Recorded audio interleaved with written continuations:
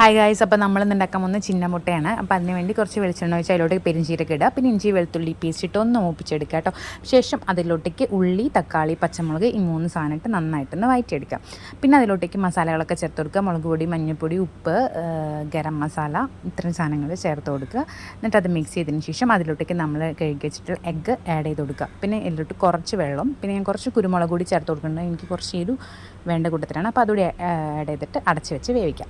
ആ സമയം കൊണ്ട് ഒരു പാത്രത്തിൽ കുറച്ച് മുളക് പൊടി, മഞ്ഞൾപ്പൊടി, ഉപ്പ്, വെള്ളം ചേർത്ത് നന്നായിട്ടൊന്ന് മിക്സ് ചെയ്തെടുക്കുക. പിന്നെ ഇതൊരു പാത്രത്തിൽ എണ്ണ ഒഴിച്ചതിന് ശേഷം അതൊന്ന് മൂപ്പിച്ചെടുക്കുക. എന്നിട്ട് ഇത് മൂത്ത് കഴിയുമ്പം എണ്ണ തെളിഞ്ഞ് വരും, മസാല അടിയിൽ പോകും. എന്നിട്ട് അതിലോട്ടേക്ക് നമ്മൾ റെഡിയാക്കിയിട്ടുള്ള എഗ്ഗുകളൊക്കെ ഇട്ട് കൊടുക്കുക. നന്നായിട്ട് മിക്സ് ചെയ്യുക കേട്ടോ.